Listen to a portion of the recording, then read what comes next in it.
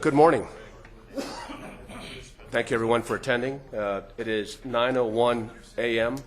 on Wednesday, January 22nd, 2014, and this meeting of the Camino Real Regional Mobility Authority Board is now in session. We have a sign-up sheet that I have here for public comments. I currently only have one public comment specifically related to discussion item number 4, so we will hold that public comment until we discuss item 4 and prior to any board action. Specifically with public comment, we request that we keep the comments to about 3 minutes, keep them brief, so we can allow those who want to speak the opportunity to speak. Item number 3, adoption of minutes for the CRRMA board meeting of December 11th, 2013. Has everyone had an opportunity to review those minutes? There's a motion. There's a second. All those in favor? Aye. All those opposed? The minutes are approved from the board meeting of December 11th, 2013.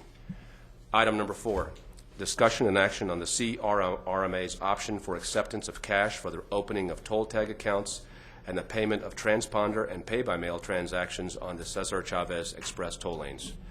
Mr. Tejas. Good morning. Ray Mateus, Executive Director of the Camino Real Regional Mobility Authority. So I took the podium today because we've got a brief presentation. What I thought that we would do for this particular item is really go through the history of where we've been, how we got to where we are, and propose a couple of options in terms of where the RMA, where the board can go from here. So in order to do that, we first have to really talk about the project itself.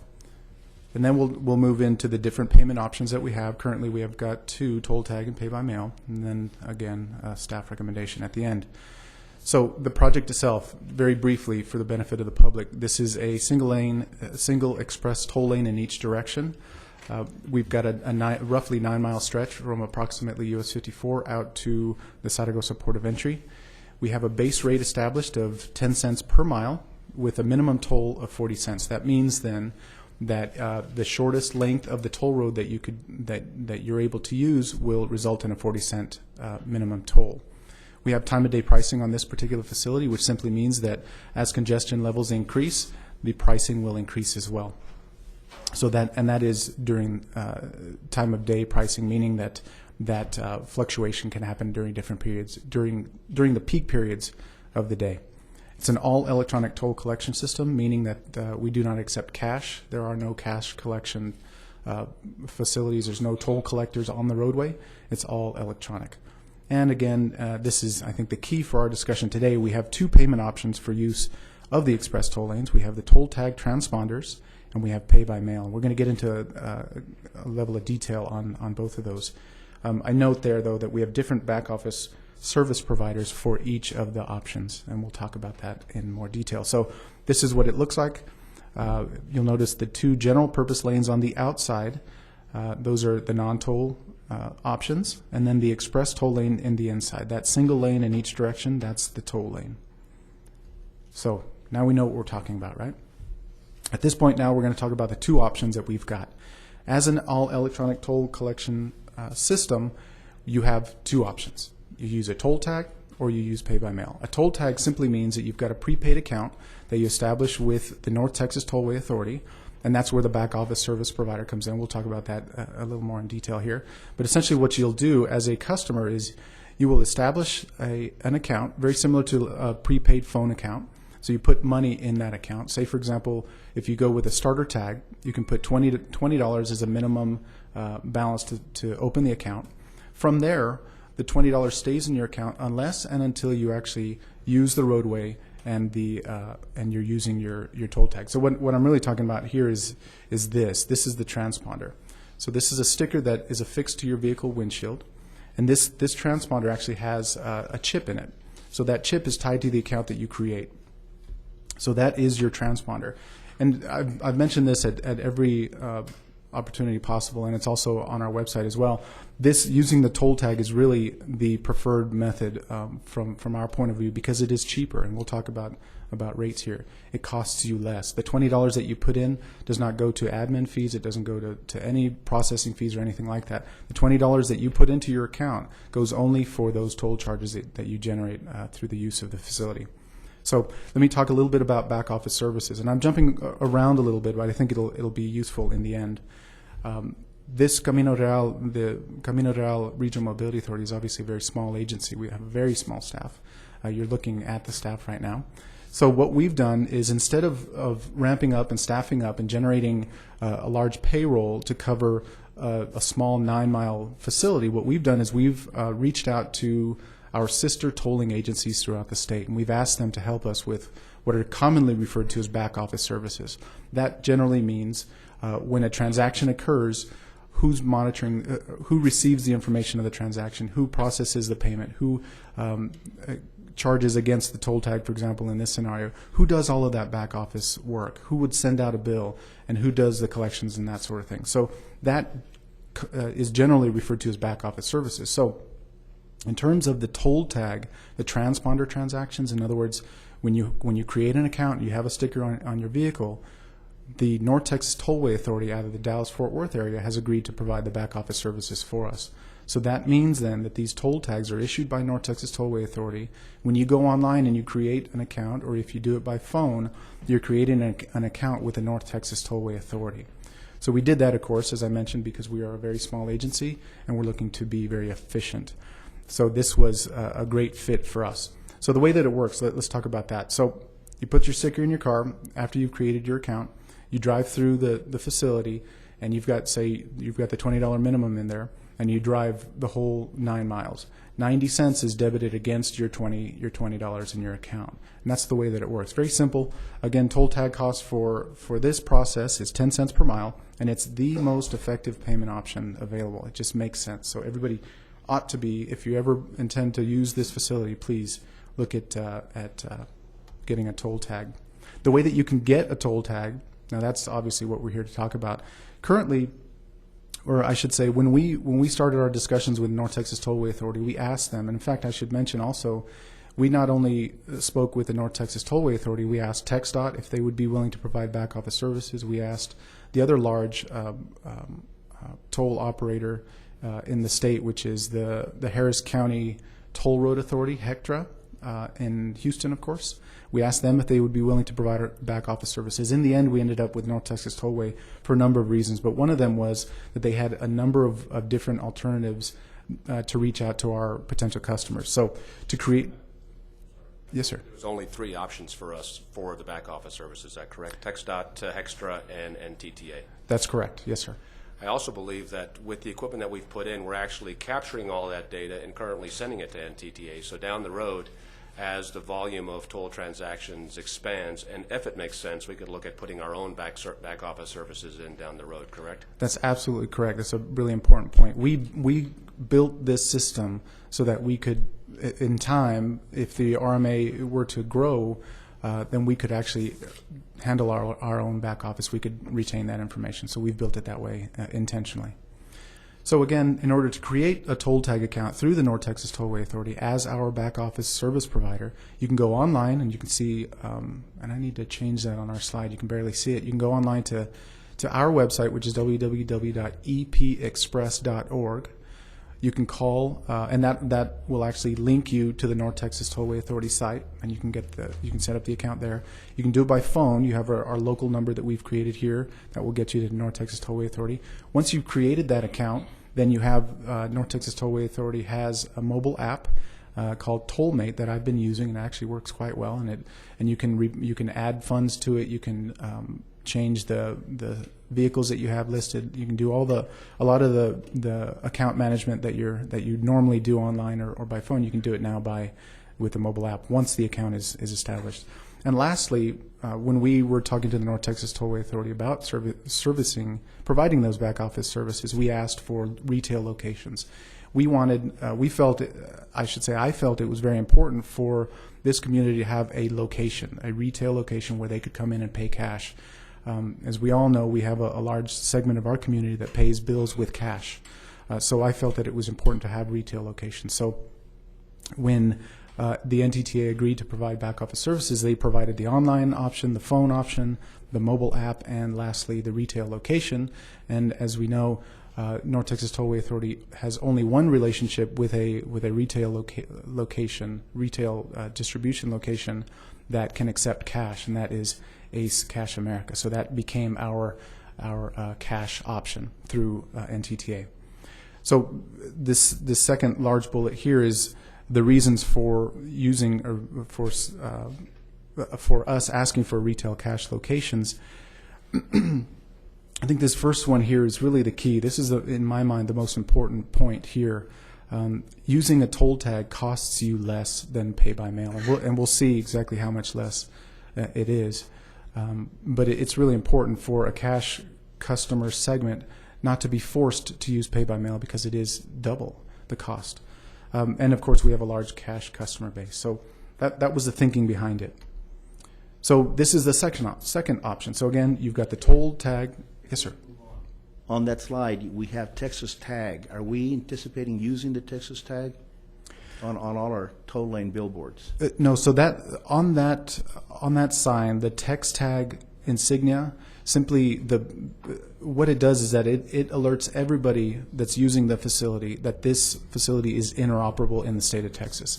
So by including that insignia there, that simply means that anybody with a hectare tag, with a toll tag, or a text tag can use our facility. Okay. So again, toll tag is your first option, preferred option. It saves you money. It makes sense for everybody, and we recommend that for everyone. The second option then is pay by mail. If you do not have a sticker in your car, or for example, if your account runs out of funds, then what will happen is that you'll actually be a pay by mail customer, and that simply means that you'll drive through the lanes without a sticker, without an account that's active, for example. And we will take a picture of your license plate. We'll identify the registered owner of that vehicle, and we'll send a bill to that owner. So and that's what you see there. You see a breakout of how that works. In this scenario with pay by mail, we actually are using the Central Texas Regional Mobility Authority as a back office provider for us. So North Texas Tollway Authority handles all of the toll tag transponder transactions, and Central Texas Regional Mobility Authority, our sister tolling agency in Austin, handles all of our back office transactions for pay by mail activities. So again, you see there the customer uses the toll lane. We actually identify through CRRMA the vehicle owner. We send an invoice to them, and then the CRRMA through their subcontractors actually collects the toll for the Camino Real RMA. So as you can tell, we're talking about mailing out bills, we're talking about processing, we're talking about identifying registered vehicle owners. There's a lot more activity involved in a pay-by-mail transaction, so of course the cost is increased. As you see here, the pay-by-mail rate is actually 20 cents per mile, so that's double. It's effectively double. In addition to that, each invoice, paper invoice that goes out, is charged an additional $1 fee. So whereas if you're using a toll tag and you drive the entire length of it, you're charged 90 cents right out of your toll tag account immediately.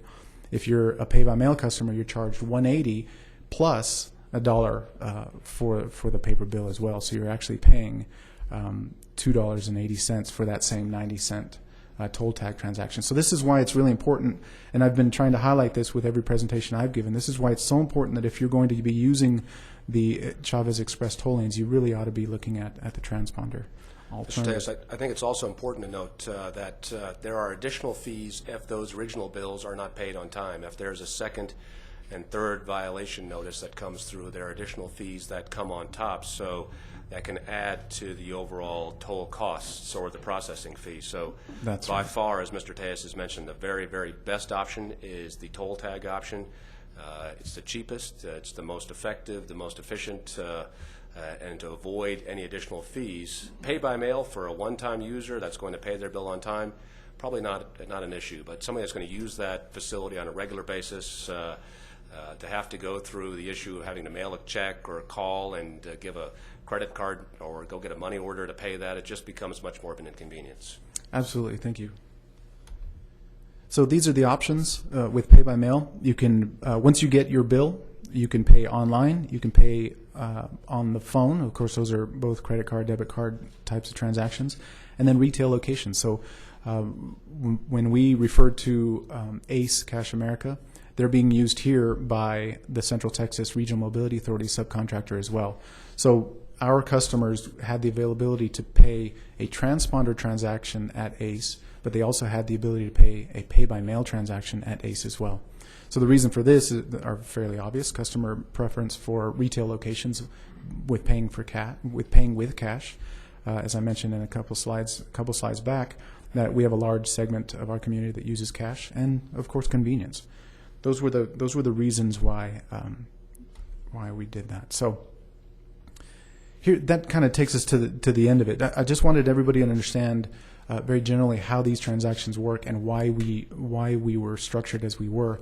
At this point, I'm recommending, after discussion obviously with the board chair, a couple of motions really, to issue written notice to the RMA's back office service providers, that's both Central Texas Regional Mobility Authority for pay by mail and North Texas Tollway Authority for transponder transactions, to end their acceptance of cash payments at local retail locations for the Chavez Express toll lanes.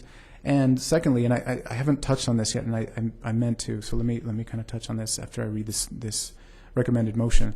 This second part is to continue working with the City of El Paso's one-stop shop for acceptance of cash payments for the express toll lane. So let me touch on that, and I apologize. I meant to bring this up earlier. When we were planning this facility, express toll lane, we had always, and I say we, working with our general engineering consultants and all of our consultants that were helping to develop this program. And the board as well. Absolutely, of course. And in fact, that's a really good point. This has been brought up to the board on several occasions. So you all will remember this.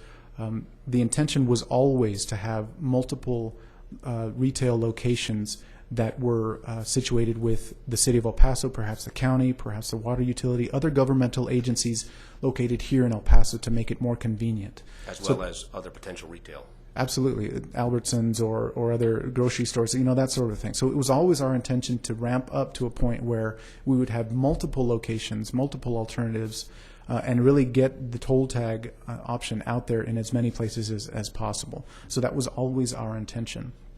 So when the issue came up about Ace Cash America and where we were housing our retail locations, what the chairman directed me to do was to actually reach out to the city and expedite the process by which we would actually have a retail location through the City of El Paso. So we've been doing that. In fact, we've met with the One-Stop Shop. The One-Stop Shop, just very briefly, is a facility right here on Texas, right around the corner at 811 Texas. And that's where the City of El Paso accepts cash for permitting and licenses and that sort of thing. So they're set up to take cash. They're set up to take credit cards as well. So we've been speaking with them. We've worked through the city manager and actually through the mayor's office as well. They've requested that we work through them as well. We've worked with the One-Stop Shop. We believe we have a structure in place that will work for the One-Stop Shop to begin collecting cash for the toll tags, as well as the pay-by-mail transactions, which is a great addition there. Beyond that, we're working with them to see if we can't actually have them accept credit card and debit card payments as well. So now the One-Stop Shop, it looks like hopefully very soon, assuming depending upon what action the board takes today, you'll be able to walk into the One-Stop Shop and walk out with a tag that's activated and ready to go. So that's what we're looking at. If the board would like to go this way and so directs, we're ready to actually begin training the One-Stop Shop cashiers this afternoon. We have folks in town ready to do that. So again, board motion that I'm recommending has two aspects to it: to provide written notice to both of the back office providers to stop accepting cash payments for the Chavez Express toll lanes, and to direct me also to continue and implement the One-Stop Shop solution for us. But beyond that, to continue working towards the expansion of the acceptance of cash and hopefully credit and debit at other government locations here in town, and then beyond that, other retail locations as well. Mr. Tejas, thank you. I've got just a few comments. I was asked once or twice, why didn't we just go out and try to sell toll tags in a local retail outlet like a Walgreens or another outlet like that? The answer is it's much more than just the physical tag. It's actually the account setup that's important. So you have to have a direct link into the NTTA website to be able to do that, to be able to set up the account, to be able to go through. So it's not just selling a physical tag. That's the easy part. It's actually setting the account up, getting the account activated through NTTA to work on the toll roads here, and then being able to add the cash balance and accept payments. So It's difficult. It's also very expensive to set up a direct link into NTTA, somewhere in the six-figure range to be able to do that. So Mayor Leeser, and we're thankful for his help and his guidance. He's offered the assistance of the city, which we've gladly accepted, to utilize the one-stop shop. And while it's going to be a low-volume solution, it's going to it's going to provide the solutions that we're looking for to have a retail operation outside of currently what we're doing. So with that, I'm going to open it up to a few questions from the board to Mr. Tejas, if there is any, and then I will ask for any public comment prior to my recommendation that we send the notice per Mr. Tejas' motion that he staffed here, and I'll recommend the board to do so. So at that point, I'll open it up to the board. Thank you. Early on in the discussions, as you pointed out, Mr. Tejas, we did, as a board, discuss the options of going further than just the one location. As a transportation planner, I wouldn't want to promote just everybody driving into one spot, because that creates a lot of pollution, vehicles, miles traveled, and so forth.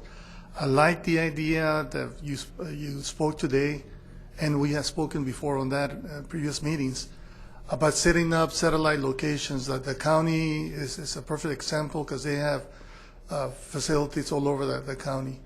I had brought up the idea about our credit unions, our banks, and that possibility.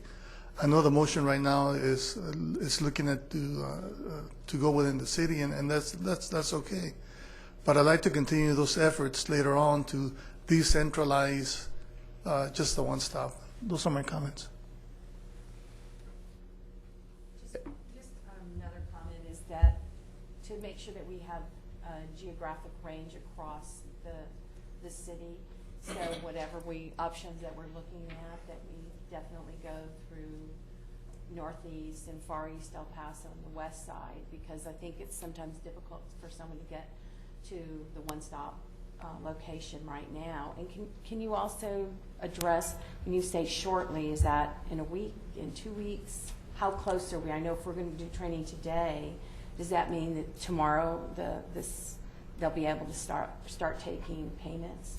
Well, at this point, I need to speak with the one-stop shop folks to determine when they're actually comfortable doing this. We are actually, as you mentioned, we're going to be training this afternoon. We have all of the collateral materials ready, and we'll be delivering them to the one-stop shop today. So, in theory, we could start up hopefully within the week. But really, it depends on the city and making sure that they've set up the accounts and done all of the background work that they need to do to actually implement this thing. So unfortunately, I can't give you a date. As soon as I hear from the city when they're comfortable accepting these applications and processing them, then I'll obviously let you know. So if I get a bill today and I have to pay in cash, that's my option to pay in cash. I'm going to have to wait. So are we going to give people a little bit of leeway in that payment process? Might be something We can, but to consider. Yes, and remember too, though, once you use the facility, you won't get a bill for at least 16 days, and after that 16 days, you've got a 30-day period within which to pay. So I think there's lots of time in there. absolutely. I think Okay. I believe that the city will be able to implement very soon. So I think we're comfortable in there. But if there's a situation like that, then we'll watch out for it and we'll take care of those folks. Okay, thank you. Yes, ma'am. In this regard, is Ace Cash America currently selling the cash option? They are under I our thought. original arrangement with them. So Because we haven't that's- canceled the contract or taken any that's action. correct. Well, to we that don't effect. remember. We don't have a contract with them. We don't have a relationship with them. Our Okay, with relationship is with NTTA. North Texas Tollway Authority. So that's why this first step of the motion is to direct. And I will send, if the board so chooses, I can Right. send that notice this morning and have North Texas Tollway Authority, but also Central Texas Regional Mobility Authority, essentially stop that option. Right. So we How can have soon that in will they place stop today. that action, or is there a I'm assuming today. contractual? Is it? They can do it overnight? I would assume so. Yes, sir. Okay. And then also, we've read about the number of cash transactions that have been exercised so far by drivers and online. Can you give us the official statistics? How many have we sold online versus cash and so on? I do have that. I think the chair has that. Do you have I that, do. Andy? 323 tags have been issued so far, and of those, 50 of those tags were issued through Ace Cash Express. Not a cash option. Correct. Well, I don't know if they were the cash option. I don't know if they were set up with credit cards, but 50 of the 323 tags, which is the latest census that I have, were issued to the retail location. As far as current transactions relating to Susan, they can still go to Ace Cash America and pay until we actually instruct NTTA to stop that relationship. Correct. Okay. Raymond, how many locations does a one-stop shop have? Just one? One. That's what's So called right one-stop. now, it's limited to what's right here.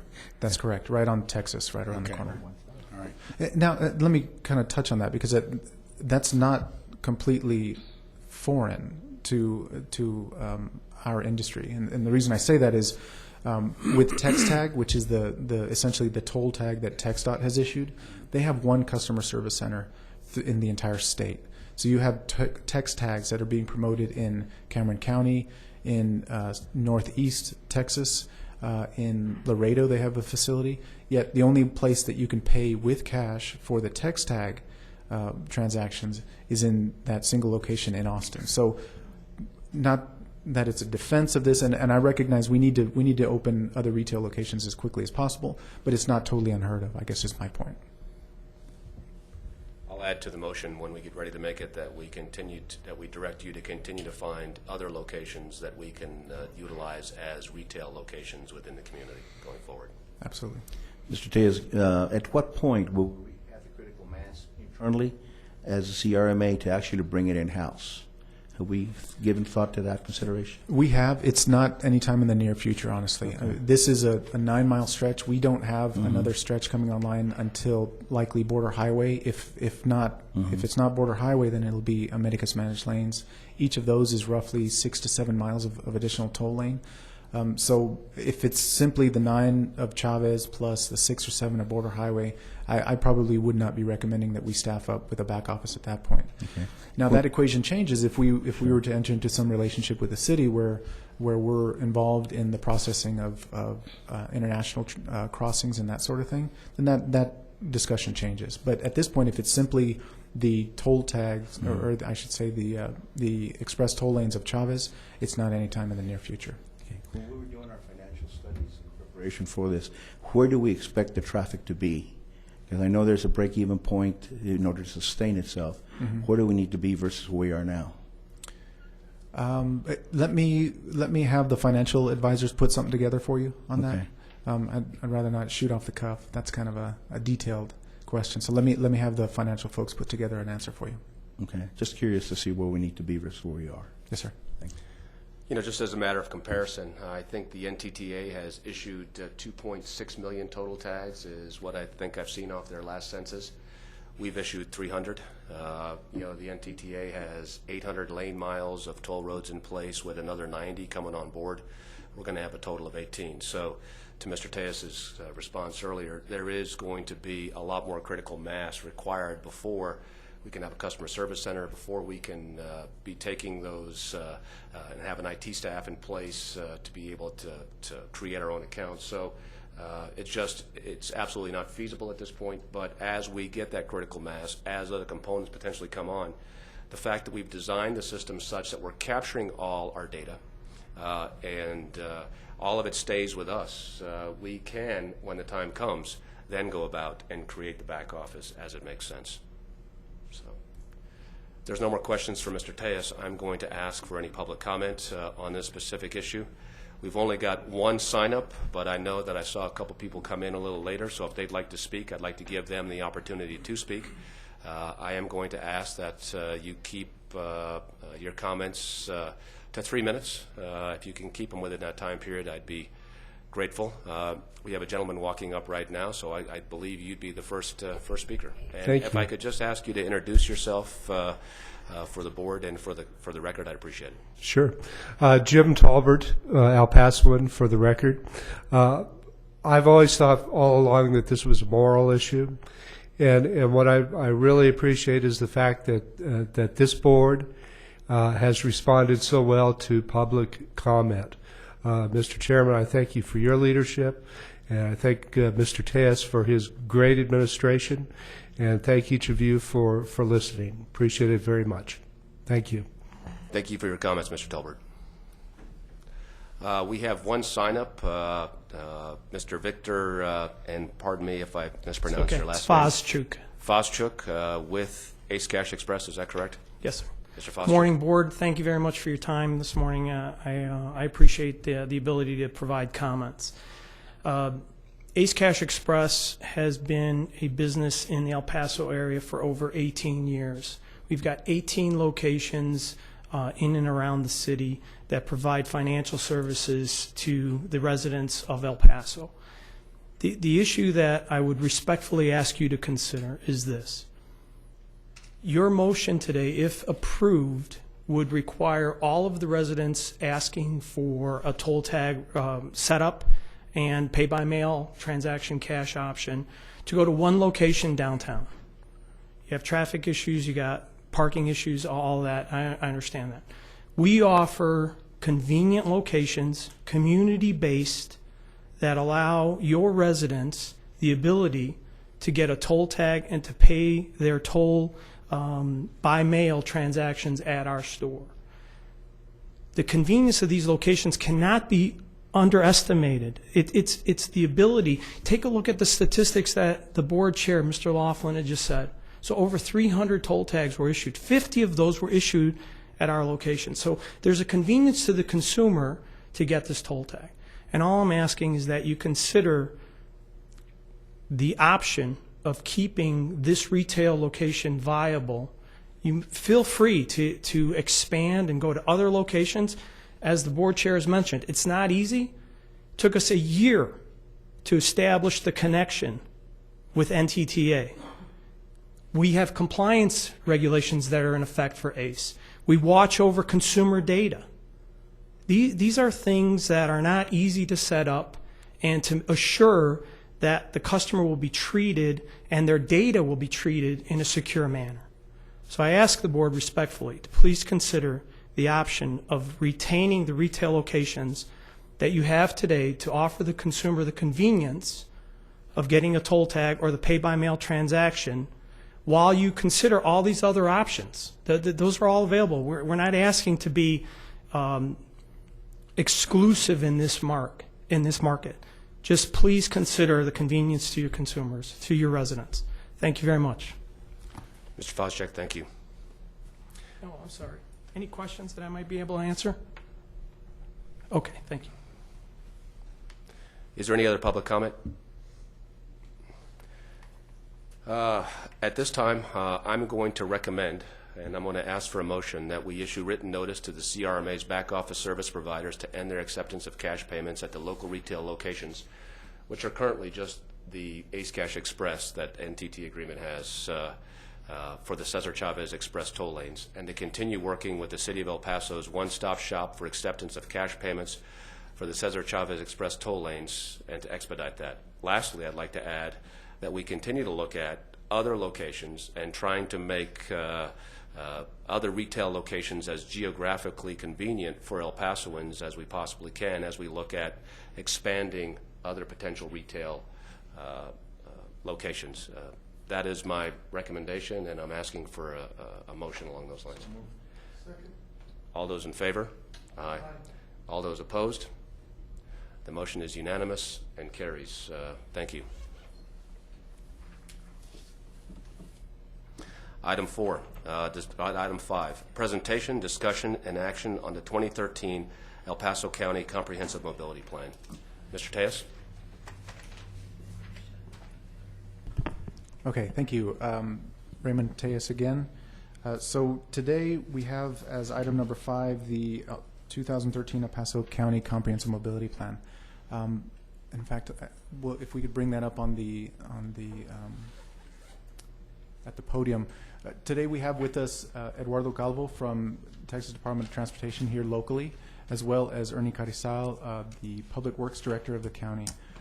What we'll be presenting to you all is the 2013 El Paso County Comprehensive Mobility Plan.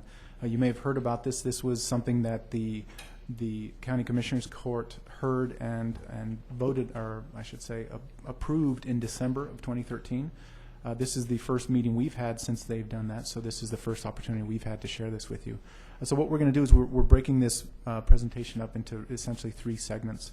The first segment really lays out each of the projects, and Mr. Calvo will come up and present the TxDOT projects that are included within this comprehensive mobility plan. Then Mr. Carizal will provide the information on the county projects, and then I'll provide the details on the financing and the Camino Real Regional Mobility Authority's role in the comprehensive mobility plan. So with that, I'll ask Mr. Calvo to come up and make the presentation. I can work this with a mouse. Arrows. Okay. Thank you, Mr. Tellez. Good morning. For the record, Eduardo Calo with your El Paso District for TxDOT. Before I start the presentation, let me tell you that I'm waiting for my first bill for the managed lanes, Mr. Tellez. So, Mr. Vice Chair, I'm a contributor now.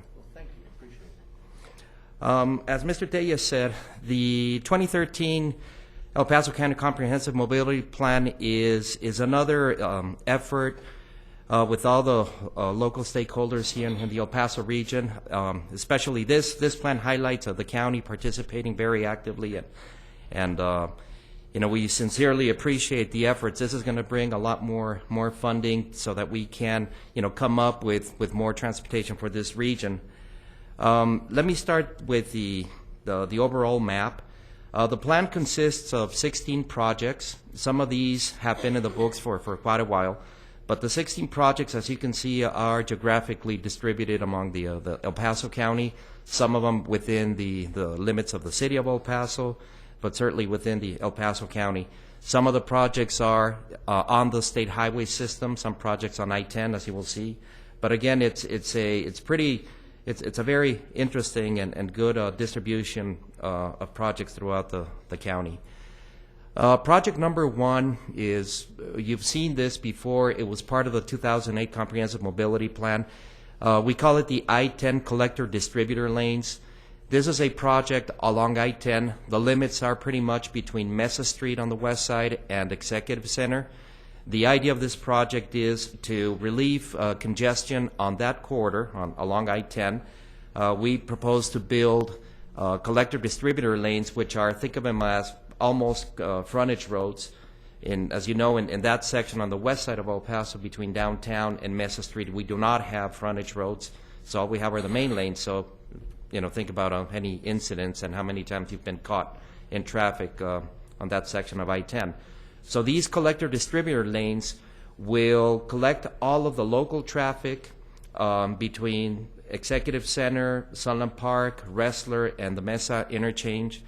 And so that, again, all the weaving that is caused by the local traffic happens on these lanes, which allows the main lanes, the through lanes, to continue moving without any friction between vehicles. Another very important feature of this project is that, and this is what you see here in this rendering, what you see here is the connection to the border highway, between I-10 and the border highway.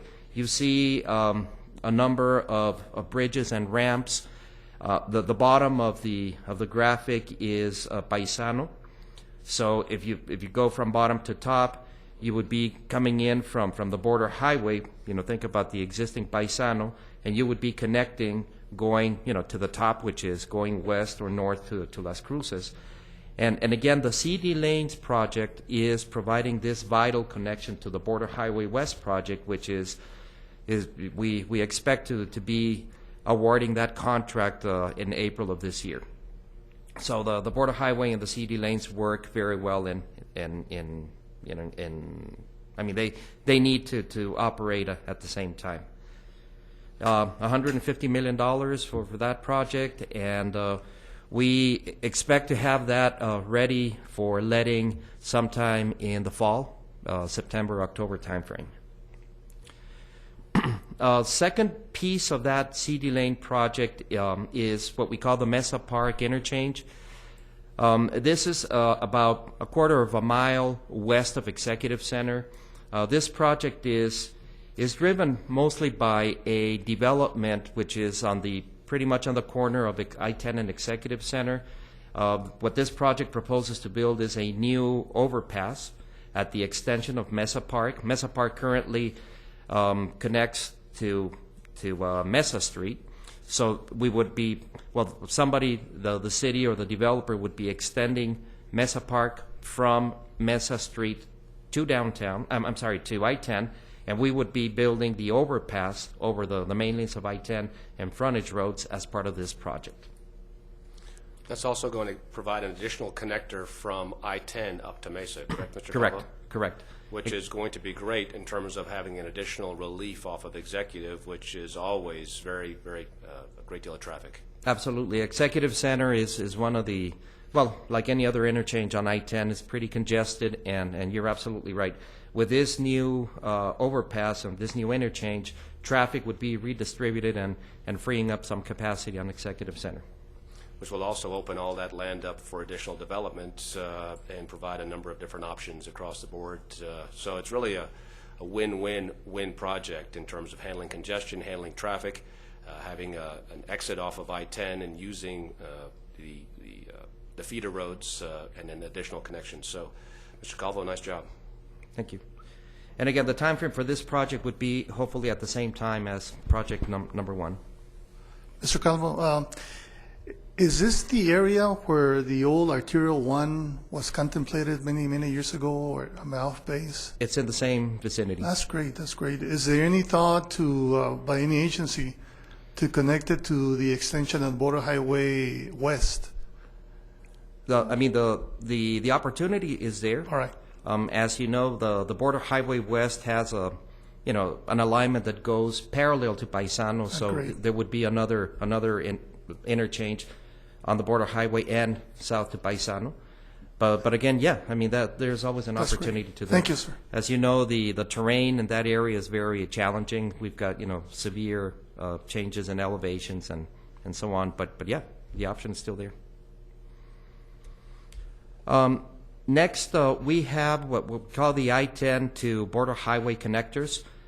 You see in this aerial, it's in the vicinity of the Spaghetti Bowl. Today, you cannot travel between I-10 and the Border Highway directly. In some cases, some of the east-to-east and west-to-west movements are available, but they're very complicated. You have to negotiate, signals, and in some cases, they do not exist. So what we're looking at right now, and this project is still in very preliminary stages of analysis, but ultimately, we want to provide these direct connections between I-10 and the Border Highway, so you can go west to west, east to east. We're looking at some preliminary cost estimates in the ballpark of about $25 million. But this project has really come up in our priority list because of the impending reconstruction of I-10 that needs to happen in the relatively short term.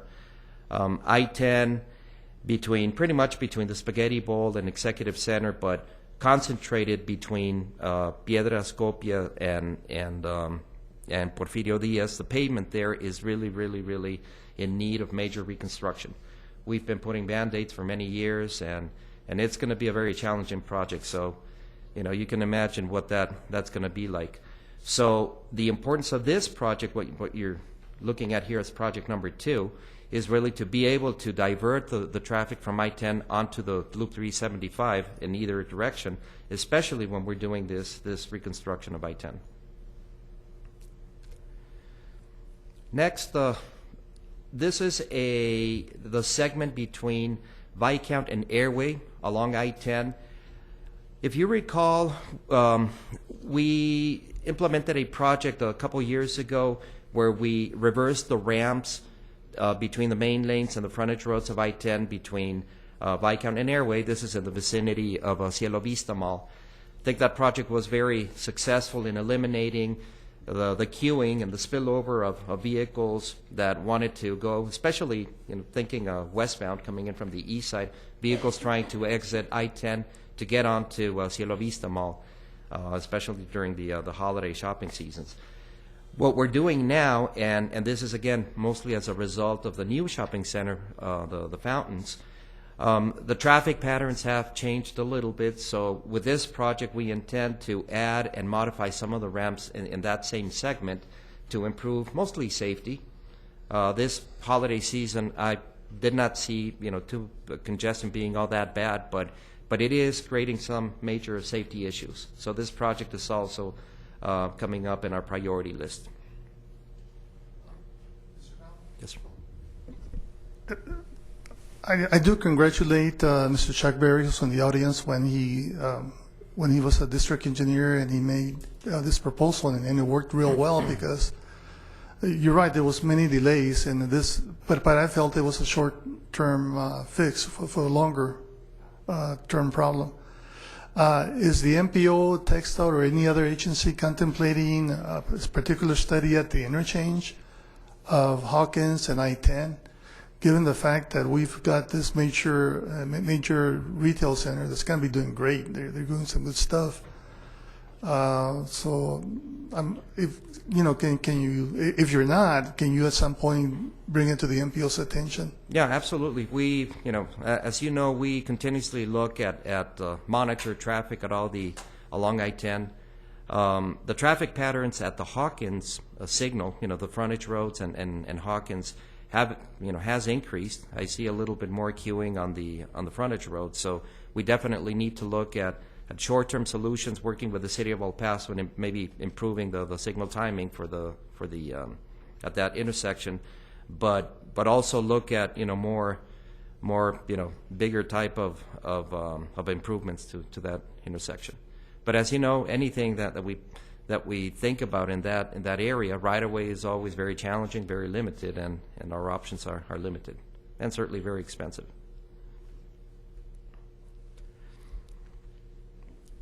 Okay, project number 4 is one of the priority projects in what we call the Fort Bliss area. I'm sure you've heard about the plans that the Department of Defense has in terms of releasing land, that shape that you see between 375 and Montana 62180. That area is going to be developed in the short term, and we have been talking with our stakeholders, with the MPO, certainly with Fort Bliss, in terms of improving and planning additional transportation projects to address the growth in that area. One of the first projects that we feel we are going to implement is what we call, well, in this case, project number 4, which is a direct connector ramp from Loop 375 going northbound, going onto Spur 601 westbound. In this graphic, the direct connector that you see with that yellow arrow is the one that we're referring to. So you would be coming from right to left on Loop 375 and make the left turn. The direct connector would allow you to make that left turn movement onto Spur 601. That area, the intersection or the interchange of 375 and Spur 601 has become pretty congested as well. When TxDOT, the MPO, and all the stakeholders were looking at the expansion of Fort Bliss, and we were planning actually Spur 601. The initial plans did not contemplate a lot of growth, a lot of the expansion to happen east of Loop 375, but it did. So that entrance that you see at the top has become pretty active. So we see a lot of queuing of vehicles on Loop 375 in the morning peak, trying to get into that gate. So again, there's several improvements that we're looking at in this area, but the first project that we would like to implement is this direct connector ramp. I was just on that facility this weekend, and that would be a major convenience to be able to take that direct without having to go down, queue to the stoplight, back up along the access road, and then take a left and then get back on the facility. So that would be a nice time saver. Exactly right. And again, we've got to look at the bigger picture, make sure that this direct connector ramp fits within the widening of Loop 375, the widening of Spur 601. So we're looking at the schematic during the preliminary engineering for the bigger project, and then peel off the priority projects, which we believe would be this ramp. Now, moving on to the far east area of El Paso County, we've got 2 projects on I-10 and FM 1110, which is in the vicinity of Clint. The first project is to reconstruct and widen the existing bridge of 1110 and I-10. Currently, the bridge is a two-lane bridge. It's very narrow, and in order to make any improvements to FM 1110, the bridge needs to be widened and expanded. So this project contemplates the expansion of the bridge, and then the next project contemplates the widening and the construction or the extension of FM 1110 from I-10 going south to State Highway 22, Alameda Avenue. Today, FM 1110, you can travel between I-10 and FM 76 North Loop. That's a two-lane roadway, so that would be expanded to four-lane divided. And then from North Loop, FM 76 to Alameda, that would be a new location facility. Ultimately, the goal is to have a four-lane divided arterial between I-10 and Alameda. I should say that even though you see the line in the map, that's all it is at this point. It's just a line. We are beginning the route studies to look at multiple alignments, and so that we can evaluate and look at individual alignments. Right away is going to be challenging on this project. So even though we're hoping to have a letting in 2015. This is going to present a lot of challenges because of right of way, and certainly there's going to be some very active public participation on this project.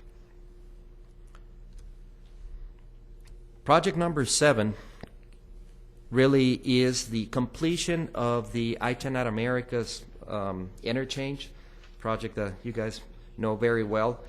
The RMA implemented the first 3 direct connector ramps that are open to traffic now. We are building the second phase, which is building another 3 direct connector ramps. So we are missing, in order to complete the interchange, we have 2 more direct connectors, which this project would proposes to build. So in addition to the 2 direct connectors, we would be completing the interchange by upgrading and improving the clover leaves and the frontage roads as well between Loop 375 and East Lake. This is the ultimate configuration too, correct? I mean, Correct. after these 2 are built, that's then that interchange is completed. Yes. The only thing missing that was part of this original project is a widening of the main lanes of I-10 to 4 through lanes in that area. So that would be the only thing to really complete the ultimate. But as far as directional movements, all 8 direct connectors would be in place. The widening of the frontage roads and auxiliary lanes to allow these movements. Again, it's very exciting to see this interchange being completed in such a short period of time. And I believe way ahead of schedule, kind of, from what was originally contemplated. Is that correct, Yes. Mr. Calvo? Before the 2008 Comprehensive Mobility Plan, and you remember that, Mr. Dominguez, it was in the long-range plan, and it looked so far right on. Exactly. Sorry. Does the cost, I know it's preliminary, but can the TxDOT, the county, and the MPO consider putting in a couple $100 so that we can improve the facade of this interchange to look similar to what we have at the Spaghetti Bowl? I know that everything costs money, and it's such a beautiful facility, but I think it can be enhanced a little bit. I'm a strong proponent of aesthetics, as TxDOT is. So maybe if I can ask at this point, as you develop your costs, see if you can slip in some dollars to improve the interchange up here. Actually, the interchange has an aesthetic theme that was implemented, with the first project. And Mr. Tejas, I don't know if you want to, speak a little bit to that. But again, I completely agree with you. Aesthetics is an element that sometimes is, one of the first that is cut when we start running into, cost realities of not so much on cost but funding. But you see the impact of the Spaghetti Bowl. It is amazing what a little paint will do. Not only the paint, but also the particular lighting and the stars. I'm a big proponent of the stars. You can go to my house and it's got stars all over the place. So just little things like that. I'm not saying pine trees and things like that. I know that that would be prohibitively expensive, and then the maintenance. But other than the painting that we've done on the columns, slap on something on the walls and the columns. Thank you for the consideration. There is an aesthetics plan that's been developed. We held off on executing that plan only because we didn't want to go into the clover leaves and put those aesthetics in, and then with the additional direct connectors coming back in, have to tear all that back out. So, Mr. Tejas, can you kind of update with where that is as we get close to finishing these last two? Sure. Well, you're exactly right. We developed an aesthetic plan for the interchange, but as the chair mentioned, we didn't want to have any throwaway work. So we've got that plan, and we'll share that with TxDOT as TxDOT works towards developing these last two. We're doing the development of the frontage road and cloverleaf improvements. Once we're completed there, then I'm assuming TxDOT will take over for the last two direct connectors, and we'll share that plan with them. So hopefully, collectively, somehow we can figure out a way to implement that aesthetic plan. Right. Absolutely. And let me say, even though right now we're showing this project in 2019, because again, the priorities shifted a little bit, but this project is a prime candidate to be accelerated, into even 2015. We anticipate completing the current construction job in January, February of next year. So it's not, it is pretty conceivable that the next phase to build these two direct connectors could be implemented at that time, subject to obviously finding the funding for this. Next, we have the Delta Overpass. This is a project that has also become a priority, not just for TxDOT, but for the city, and working also with the Union Pacific Railroad. This project proposes to build an overpass at the existing intersection of the UP Railroad tracks and Delta Street. And it's in the vicinity of, so you can locate yourselves, Bowie High School. What you see there at the top right corner, that's the Bowie High School Stadium. What you see in bright green is what we call the Coles Interchange, which is an element of the Border Highway West project. So the Delta, which is the what you see here, is proposing Delta to go over the tracks, avoiding signals, and we consider this a very important safety project as well. We believe we can get this project on construction in 2015. It has an estimated cost of about $8 million. And with that, these are the projects that TxDOT would be developing, and I'll let Ernie describe the rest. I guess we'll take questions afterwards. Thank you, Mr. Calvo.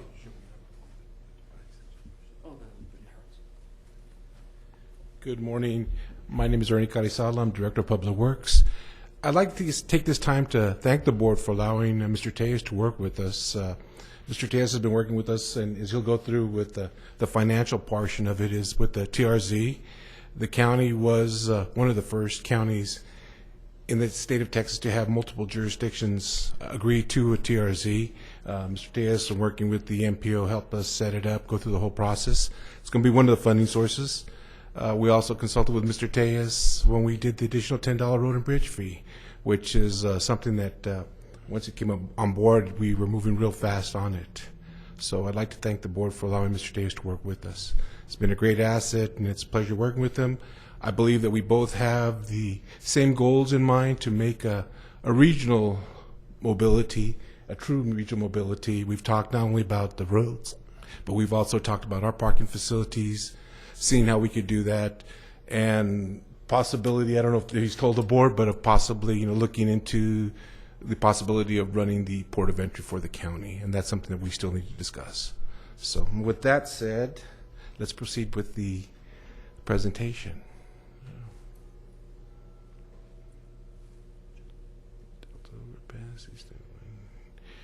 The county of El Paso has for years been trying to get the reconstruction of East Lake Boulevard from I-10 to Darrington.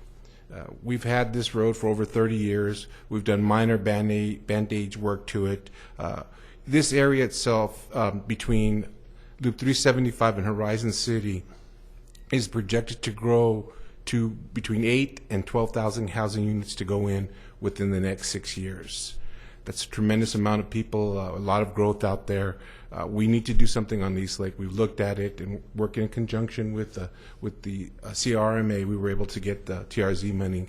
And this is a priority for us. We would like to get it built, go from an existing 4-lane to 6 lanes, come back in, put new signals in, put new illumination, possibly putting fiber in, put everything that we like to see in the true transportation realm and get it going. And we're looking at letting early this year. I'm sorry, early 2015. Yes, sir. Can I ask on all facilities in the county, will you be adding bicycle? Yes, on this one portion, we're looking, as part of the development goes in, we are getting the developer to get the land donated to us, and we'll put hike and bike trails on each side of the park. I think it's also helpful to point out that when it talks about letting year 2015, the new letting year actually begins in September. Is that correct? Yes, sir. So there is a desire, yes, I know for the projects we potentially may work with the county to help expedite those projects, so potentially have those let sometime this year, so that would be the goal. So I just thought it'd help clarify that. Thank you. The next project is for the Old Waco tanks, and Mr. Dominguez, I know you're very aware of this project. Finally going to get it off the ground. It'll be from I-10 to North Loop. We'll be assisting the city of Socorro in the construction of it. We have got the environmental on it done through the feds, so we've got approval on it. So it's just a matter of contracting with the CRRMA and get that project going as soon as possible. Keep going the wrong way. The next phase would include the city of Horizon City. And what we're looking at is continuing the project of the widening of East Lake from Darrington Boulevard and connecting it to Horizon City. By this final section being completed, we will have a direct connection from North Loop in Socorro. If people want to go to Horizon City, let's say to the new Horizon High School out there, then they could take East Lake at North Loop, continue all the way up, go up and get to the high school directly. This way they won't have to go through Horizon Boulevard, have to go through the trucks. It'd be just direct connect to it. We have good conductivity for the residents of Socorro and the residents of Horizon City. We're looking at since we're doing this, well, we're going to do the improvements on East Lake. We would like to do the reconstruction of Rojas Boulevard, and this is basically from the city limits to East Lake. This portion of the road is being deteriorated a lot because there is a Federal Express distribution center there. What happens is the trucks coming from the East Coast to the West Coast stop there, drop their load, pick up a load going back east, turn around, get back on the I-10 and head east. The ones from the West Coast come into this distribution center, stop there, drop their load, pick up the loads from the East Coast and go back to the West Coast. So we get a lot of traffic in there. We're seeing a lot of deterioration on that portion of the roadway. We figure we might as well just go ahead and get it done now, too. The next one is the extension of Gregg to East Lake. By doing this will allow us to have a secondary entrance and exit into the Montana Vista area. We do have one portion that we've been working on, been working with the developer to get it done. So the last portion that we're looking at is a final mile, and we'll be able to connect the subdivision with the East Montana area. The next one we're also looking at is Arterial 1. Arterial 1 will go from East Lake Boulevard to Pelicano. What this allows is traffic coming off of East Lake, instead of going down Darrington to Berryville and by the Job plant, and nothing against Mr. Job, but we bypass having to put all the pedestrian traffic there. Pedestrian, bicyclists, we do have a lot of bicyclists that use the Pelicano. They're concerned about the trucks coming in and out, so we figure with Arterial 1, this would be a good cutoff point where we can get the residents in the new developing area back to Pelicano and then catch Loop 375 right there. And we're also working with the developer to have him acquire the right-of-way for us, possibly put in the infrastructure, the water, the sewer, so that we can reduce the cost of the actual construction. Then we have the MF Aguilera. This will be the second phase. The county has finished phase one. The county has finished the toll booth and half of the international bridges, we're all aware.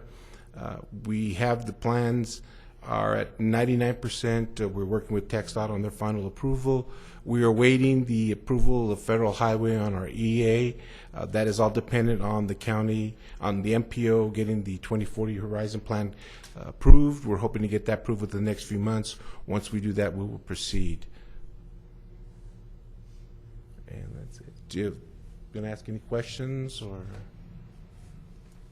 Mr. Carzal, thank you, and thank you for your leadership at the county. And I've got as you know, I'd be remiss if I didn't thank the county commissioners and the county judge for putting this plan together. This is a county mobility plan, but when you look at the map, you see so many projects within the city. So it's $400 million. It's truly a model of regional cooperation. It's using a lot of different funding sources, very unique. So thank you, Mr. Carzal, and we very much appreciate and enjoy working with the county. Thank you. So Ray Mateus, Executive Director again. I'm here to kind of bring it home and explain what the Camino Real Regional Mobility Authority's role will be in this plan. So as we discussed, as Mr. Calvo and Mr. Carizal mentioned, this plan really is broken into two segments. You've got TxDOT projects, which include projects, I believe, 1 through 7, and also project number 13. So that leaves projects... I believe it's 1 through 8. Thank you. Thank you. So 1 through 8. Projects number 9 through 16, excluding number 13, would then be considered county projects. So what the RMA's role would be in as it's currently envisioned would be that the RMA would issue debt for for those specific projects 9 through 16, excluding 13. We would issue debt for both of those, two different types of debt, and we'll talk a little bit about that. And then we would actually operate serve as the developer. So we would go out and complete the environmental when they're not complete, look at right-of-way, design, and construction. So that's currently what's anticipated for us. So I've asked Mr. Tejas, we've developed his pre-qualified list for various engineering entities for a number of professional services, and I've asked that we utilize that list on these particular projects to help expedite these projects through. Absolutely. That's a good point. And I'm working with TxDOT right now to get that pre-qualified list approved by TxDOT so we can actually implement that and use those folks on that list for these projects. So as I mentioned, the projects that are considered the county projects, the RMA is looking at issuing two types of debt for those projects. The first type is based on the transportation reinvestment zones. As you know, the Camino Real RMA helped the town of Horizon City, the city of Socorro, and El Paso County in creating their very first transportation reinvestment zones. The intent was always that we would develop a slate of projects that we could develop based on debt that we would issue that is repaid with the transportation reinvestment zone revenues. So what you see here then are the projected revenues that the respective transportation reinvestment zones could generate. El Paso counties would generate 48, Horizon City 5, and City of Socorro 9 million. So that we would go out and issue debt. In this particular instance, we are looking at a state, one or more state infrastructure bank loans. Yes. We'll call it the Elmo or not, but the presentation's no longer. Sorry, let me ask IT to bring up the PowerPoint. This is the Elmo. There we go. Sorry. So what I was saying then is transportation reinvestment zones we would issue. We're looking at submitting, and you'll see later there's an item on the agenda asking for authorization to submit one or more state infrastructure bank loans. Those state infrastructure bank loans then would be repaid with the transportation reinvestment zone revenues generated by the county's TRZ, which is estimated to generate 48 million, Horizon City, which would generate 5, and City of Socorro, which would generate 9. So again, stepping back, then the Regional Mobility Authority would issue debt, meaning we would take out a bank loan. Prior to that, we would have received the assignment agreements from the county, Socorro, and Horizon, whereby all of the TRZ revenues would flow to the RMA, and we would use that as a repayment source for the SIB loan. That would pay for a number of the projects, obviously, within those respective TRZs. Outside of that, then, the other debt that the RMA is proposing to issue would be based off of the optional vehicle registration fee. So this is the vehicle registration fee that you all are familiar with, this is the new $10 fee that the County of El Paso, the County Commissioners Court, imposed in August and has taken effect on January 1 of this year. We're anticipating about $72 million in terms of what we could, in terms of the debt that we could issue, that we could plug into the County Comprehensive Mobility Plan. So again, same scenario here. The County of El Paso would assign the vehicle registration fee revenues to the Regional Mobility Authority. We would then use that pledge as security to go out and issue bonds off of those vehicle registration fees. Then the revenues that we generate from those bonds, we'd plug into the County Comprehensive Mobility Plan to collectively with the TRZ debt, we would then be able to pursue projects 9 through 16, again excluding number 13. So that is... begun collecting those vehicle registration fees this month. Is that That's correct. Yes. January 1, they began the additional fee. So here's kind of a broad-based look at the plan itself. Collectively, it looks as though we're looking at about just shy of $400 million in total construction costs. So it's 16 major transportation projects. It's a huge plan. It's another nice development after the 2008 Comprehensive Mobility Plan. So that's what we're proposing. This plan, as I mentioned, has gone before County Commissioners Court and was approved in December.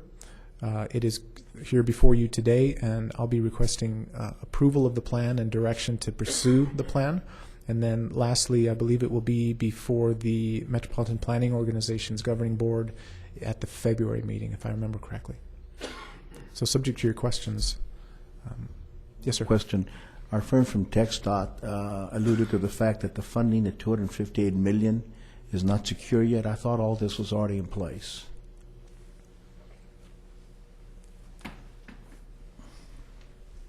Well, we believe that all of the funding is pretty secure. Is a very difficult word to explain. We still have to go through UTP revisions, go to the MPO, and make sure that all these funding sources are programmed appropriately. But we feel pretty confident in that these dollar amounts will be available. Obviously, we have a date by which we're going to go out and try to sell bonds predicated on this guaranteed funding, right? When is that guarantee forthcoming? Well, actually, I noticed you made him choke, which is kind of a scary thought. But I can answer that question. We basically have two funding sources. I believe fairly certainly we're going to use the SIB and borrow money from the State Infrastructure Bank for the TRZs. But with the VRF, the vehicle registration fees, those fees are already coming in, estimated at approximately, or be able to pass issued debt to about $72 million. Those are beginning to come in now, and then we'll be looking at issuing debt either through the bond market or SIB or other financial instruments that have the best interest rate, the lowest cost, that allow us to maximize those dollars. That's correct, and also these projects can be pursued independent of the others. So in the instance, say for example, something happens with the $258 million that TxDOT is bringing on board, we can still pursue the county projects through the revenue sources that the chairman referred to, the TRZ revenues and the vehicle registration fee. In anticipation of the $10 fee that was approved by the Commissioners Court, we've already set aside $4.5 million in anticipation of that for this fiscal year. Our fiscal year, again, runs October to September. We've estimated how much we anticipate to generate from January to September, and we have set $4.5 million aside right now that's in the bank for us. Excellent, thank you. Approximately, I've heard different numbers, 750,000 cars in the county that'll be subject to this new fee, so we can kind of do the math and kind of figure out from there where the kind of funding, and we will issue debt on a very conservative basis for those particular numbers for the county to be able to develop these projects. Well, again, I was stressing the TxDOT is $258 million of it, which is way over half. So how are we going to leverage those funds and the timeline for those funds? Is actually going to be developing a number of those projects themselves, like the collector distributor projects, the connections between I-10, 375. In terms of the funding that we're concerned about, it's strictly just TRZ and the vehicle registration funding, and The county, the city of Socorro, city of Horizon have already put all that in place with the TRZs that they've issued, as well as the action that they've taken on the vehicle registration fees. Did I answer that properly, Mr. Taylor? Absolutely, and the final step for each of those would then be the assignment agreements from the county to the RMA, the city of Socorro, town of Horizon. No, sir. No, sir. Belong to TxDOT, so we don't care when they're funded. Obviously, they'll fund it when they can, but you're going to manage those and completion dates and letting dates and so on. That's up to you, not us. They will manage all of that. This is being treated as a plan very similar to the 2008 Comprehensive Mobility Okay. Plan, so all of them will come forward to the MPO for planning purposes and that sort of thing to be approved, and that's why we're here before you today, just as we went before the County Commissioners Court, to make sure each of the governing bodies are supportive and it's moving together as a plan. So while we're not involved in the development of those projects, they're very important. If they drop out, then that affects the entire plan. Mr. Taylor, why don't you, after the meeting, send an email to the board, and if anybody wants kind of the funding program for how the various projects are going to be funded, send that to them. It's changing a little bit, but it's got a number of different funding sources that are in that plan, from vehicle registration fee to TRZ to the TxDOT match to the county's vehicle registration fee. So there's a lot of different funding sources in the entire $400 million. Yeah, if I may, even though there's, distinct, differences between funding sources and all that, but one of the really neat things about this plan is that by putting the funds together into this plan, it allowed us, for example, to move some of the federal money that was on the old Waco Tanks project and on one of the East Lake projects, move those funds onto the some of the what we call the TxDOT projects, because now the county has the ability to fund those projects with TRZs or the vehicle registration fees. So again, even though these are separate funding sources that have their own mechanisms, but when we put them together into a plan like this, it really creates some synergies that are really amazing. So, we're very excited as well as with the RMA, the county, and the city of El Paso as well. And like Mr. Tellez says, the next step is also to present this to the MPO, because as you all know, each individual project has to be consistent with the MPO documents, the long-range plan, and then program all the funding for each individual project. So the funding formula for individual projects is yet to be determined, but again, as a whole, what we're asking all the different groups is to approve the concept, and then individual projects will have their own funding formula. Hopefully it's not a fruit salad, because that complicates things, but that's the way it is. Thank you, Mr. Calvo.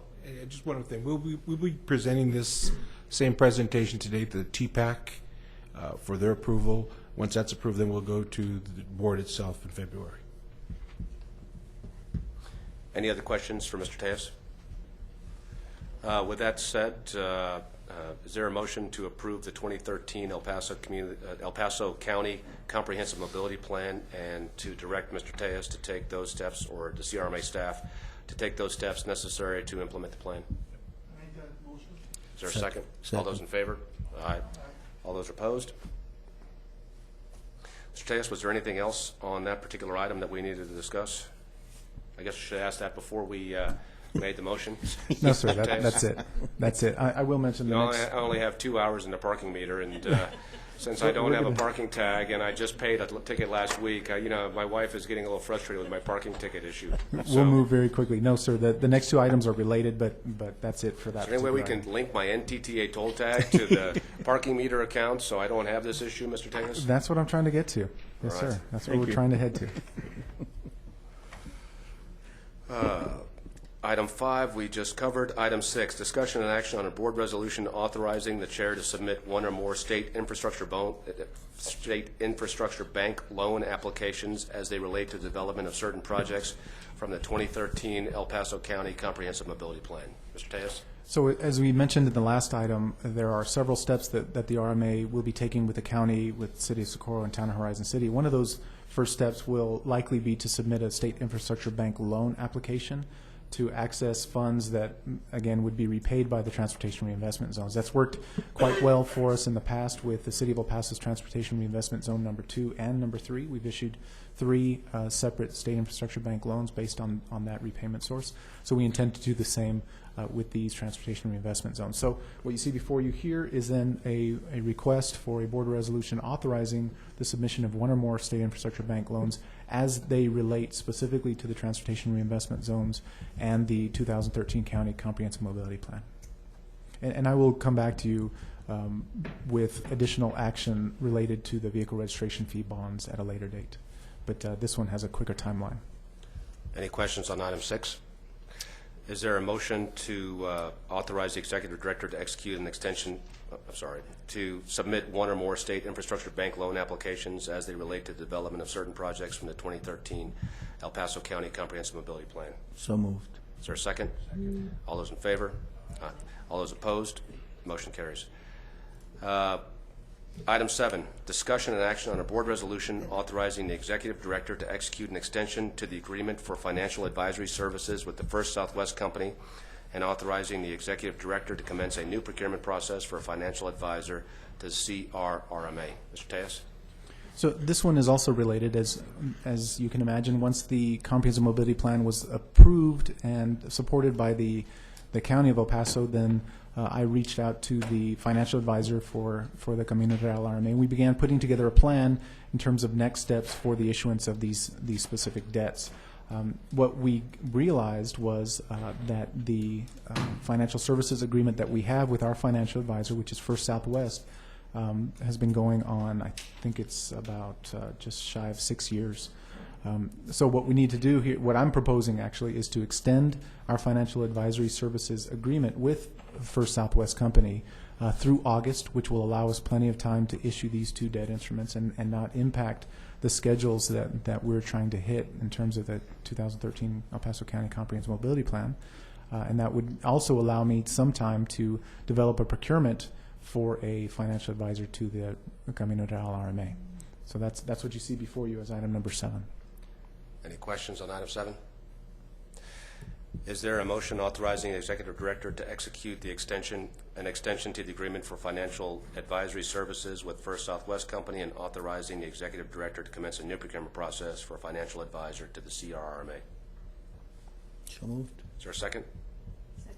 All those in favor? Aye. All those opposed? Item number 8, discussion and action on the executive director's report. A, the 2014 TxDOT transportation form. B, the request by Representative Pickett to exempt disabled veterans, Purple Heart, and Medal of Honor recipients from toll charges on the Cesar Chavez Express toll lanes. And C, update on the Airway Aesthetic Improvement Project. Mr. Tejas. So item 8A deals with the most recent Texas Transportation Forum. That is the TxDOT conference, transportation conference that is put on each year. This year I attended also with board member Adame. So I'll ask Mr. Adame to share some words with the board. Sure.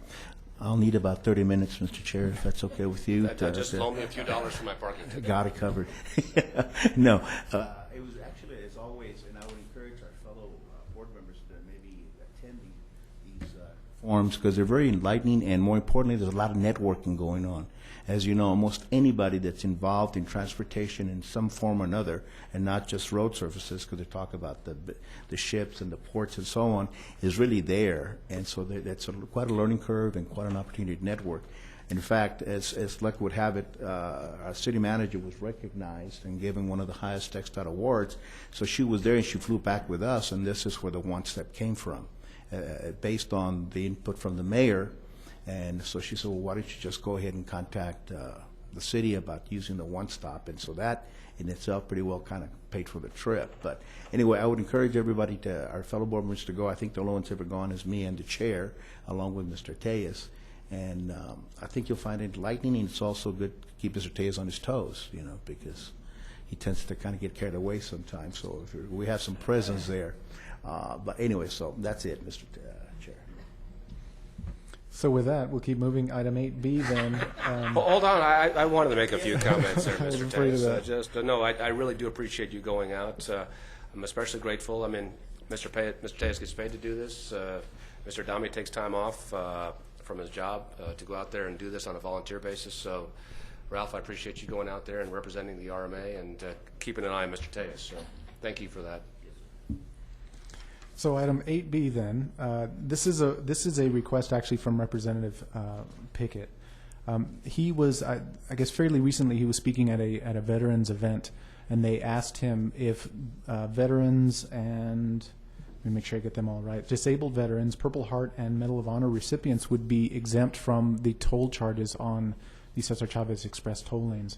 And his answer that he believed at the time was yes, but he called me to confirm, and I actually let him know that our toll policy does not exempt those classes from tolls. And the reason for that really is a technical one. When we go back to our earlier discussion, the Camino Real RMA is using North Texas Tollway Authority for the back office provider of transponder transactions, and Central Texas RMA for back office on the pay by mail. So we are essentially subject to the business rules of those back office providers, and neither of those entities provide these exemptions for disabled veterans, Purple Heart, or Medal of Honor recipients. TxDOT does, and that's where Representative Pickett believed that all of the toll agencies in Texas do, but actually they don't. In fact, the regional mobility authorities in Texas do not. But what he did ask for, and what I told him that we would do is I would bring it to you all and let you all know that we're looking at this. I'm looking from a technical side at the back office providers to see what it would take to actually implement this. We need to understand technically how it would work, and from a cost standpoint, what it would cost to implement, and then also lost revenues, what that would look like. And I can bring all of that back to you all at that point to see, number one, is it technically possible, and if so, how does it work, and what does it cost each of the parties that would be involved. So this is simply an update item just to let you know that I'm looking at that at Representative Pickett's request. When will you have an update for the board on that, Mr. Tejas? I hope to have one at the February board meeting, which is, as all board meetings other than this special one, is scheduled for the second Wednesday of February. I imagine when you look at the plates for a Purple Heart recipient or a disabled veteran, they'll actually designate a disabled veteran or a Purple Heart. So I'm assuming there's potentially some sort of link between that plate and the status, whether it be Purple Heart or a disabled veteran along those lines. So I guess you'll update us that at the next board meeting. Correct. I'll update everything from how it would work to what happens in the back office, and then of course costs as well. Potentially, I think what we may be able to do is if somehow we could recognize that as we're capturing that plate information ourselves, we then just wouldn't send that plate information to MSB for video processing or NTTA, but I'll let you figure that out and bring us up to speed next time. Yes, sir. I'll do that. Recently, we had an inquiry from the SO, the Sheriff's Office, about exempting their vehicles from the tolls, right? And Yes, there sir. is a process whereby I think if we provide the license numbers, That's correct. they can be exempt, I guess, from paying those tolls. Couldn't we use the same process for these cars? That as is an well? alternative. We could certainly do that. So what you're referring to are the emergency vehicles. So that's Right. police, sheriff, ATF, all of those folks, all of those emergency vehicles, ambulance, and the like. What they do is they sign a non-revenue agreement with us, and they also provide a spreadsheet with all of the license plate numbers for each of the vehicles that will be exempt. We load that into our system, so if that vehicle drives through, it's pinged as an exempt transaction. So that's a possibility as well, but we'll be looking at all the alternatives. Because there couldn't be that many, right? I mean, how many Medal of Honor winners could we possibly have in El Paso? There's a handful, I know, but I don't know. We have anecdotal information from Right. Central Texas and North Texas Tollway. Now, obviously, having Fort Bliss here, I think our numbers would likely be higher percentage-wise, proportionally. Right. But I honestly don't know what that number would be just yet. I'd be curious to find out what the number is, just Yes, sir. compared to the emergency vehicles and public safety vehicles. Right. Those have to be huge fleets, right? Yes, they are significant. Okay, thank you. So with that, then, that leads us to 8C. As provided as part of your backup, you have a memo from me which includes all of the background, all of the latest updated information on the Airway project. Some of the highlights then include the fact that we issued the final notice to proceed in early January. We believe that they will be complete with this project in mid-October. The majority of the work is actually happening at night between 8 p.m. and 5 a.m. Sundays through Thursdays, so we anticipate minimal impact to motorists and businesses in the area. Currently, they're working on the section of I-10 that is east of the interchange with Airway. Next, after they're complete with that, after they've completed that side, they'll actually move west, and then the final piece will be the Airway median and under the bridge. So that's the plan for that. And August and September of 2014, we anticipate the sculptures and the wind turbines to be up. As a reminder, I try to remind everybody of this, that the wind turbines are actually going to generate power, which is a neat twist on this project. Anyhow, that's all I have for you on the update, and subject to your question, that's actually all I have for you for this board meeting. Any questions for Mr. Tejas? If there's no questions, there's a motion to adjourn. Is there a second? All those in favor? All those opposed? We are adjourned at 10:31 a.m. on Wednesday, January 22nd, 2014. Thank you for your continued service to the board.